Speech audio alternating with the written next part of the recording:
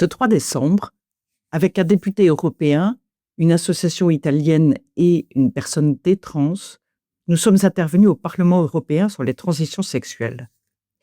Nous souhaitions d'abord faire savoir aux députés européens ce qu'est une transition concrètement. Ce processus consiste en une transformation de l'apparence d'une personne qui vise à la faire passer pour quelqu'un de l'autre sexe. Une transition peut être seulement sociale, c'est-à-dire que l'intéressé s'habille et se présente comme le ferait une personne de l'autre sexe. Mais en plus, il change de prénom et de pronom. Par exemple, Marius se fait appeler Olive et il demande qu'on dise « elle » en parlant de lui.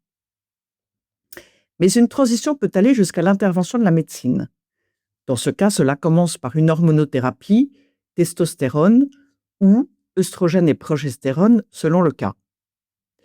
La transition médicale peut aussi aller jusqu'à des actes chirurgicaux. Il consiste en l'ablation des parties génitales et l'ablation de caractéristiques sexuelles secondaires, par exemple les seins chez la femme, ou la réduction de ces caractéristiques, par exemple le rabotage de la pomme d'Adam chez l'homme.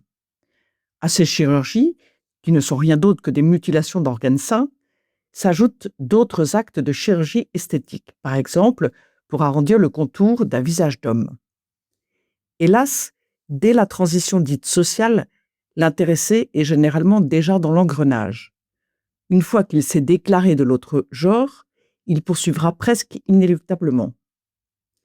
Or, dès lors que la transition est passée au stade médical, ses conséquences sont en partie irréversibles pour ce qui concerne les hormones et presque entièrement irréversibles pour la chirurgie.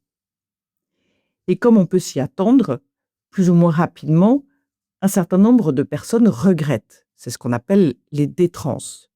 Mais c'est trop tard.